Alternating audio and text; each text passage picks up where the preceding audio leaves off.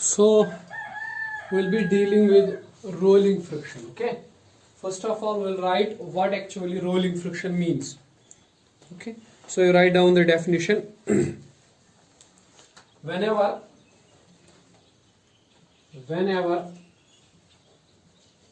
a cylinder, sphere, or a round shaped object moves over a surface, the force which opposes the motion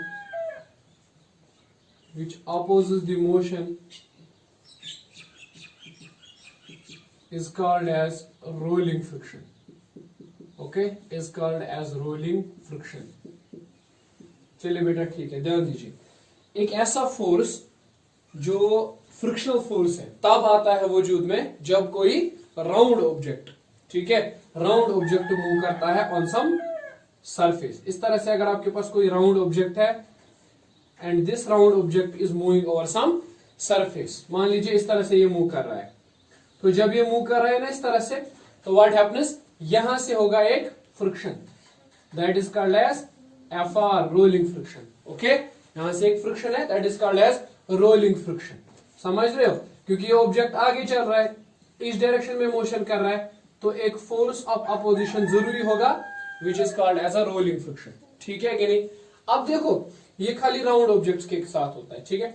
अब ये rolling friction क्यों होता है? जब भी कोई ऑब्जेक्ट मूव करता है ना, तो इस तरह से होता है.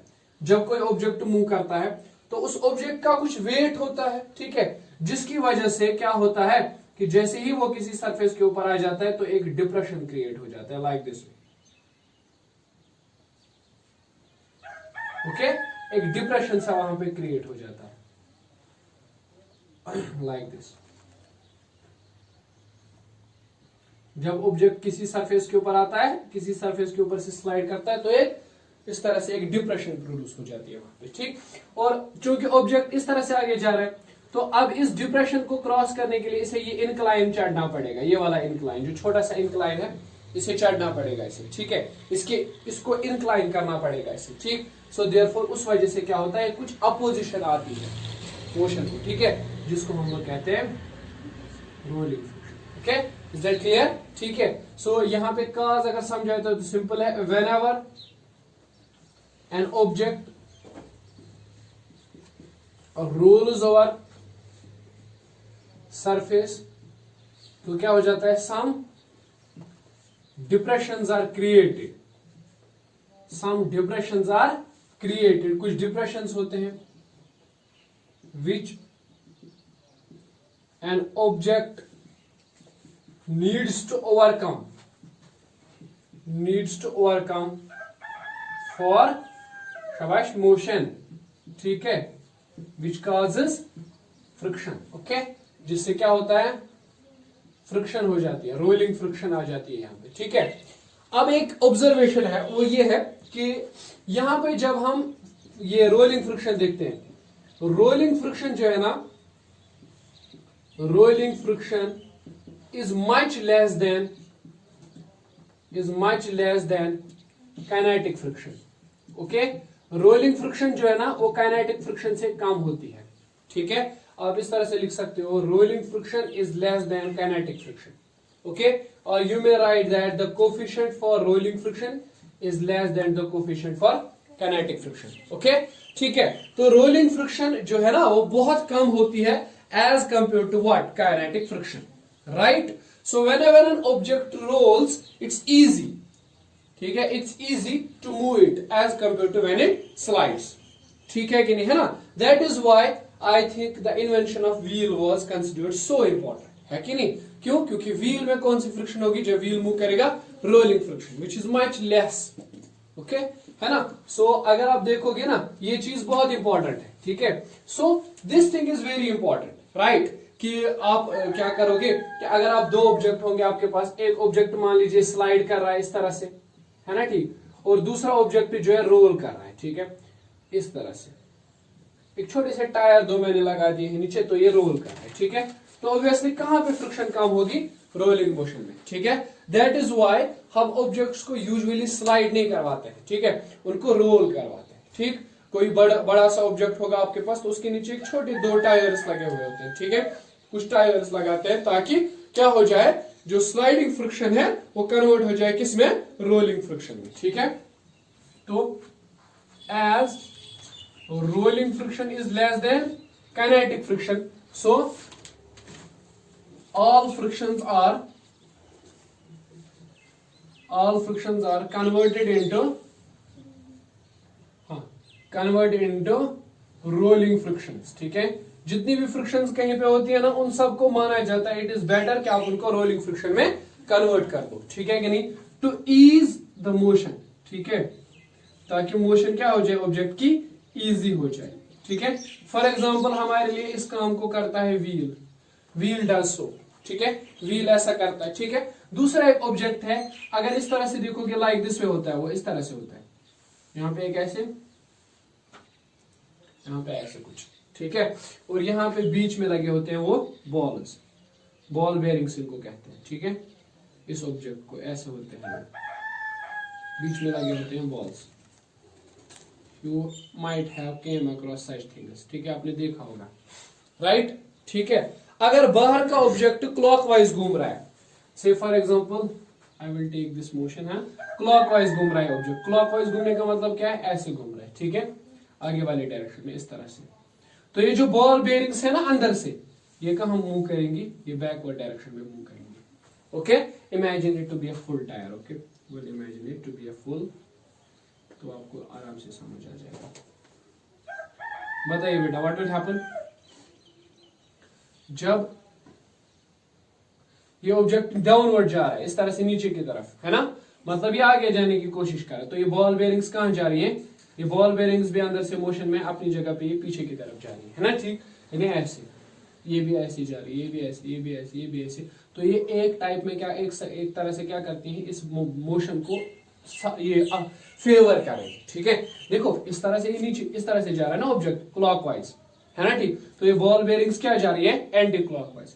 तो अगर ये एंटी क्लॉकवाइज जा रही है तो क्या होगा, इनकी एंटी क्लॉकवाइज मोशन से ये वाला पोर्शन फिर नीचे आएगा, ठीक है।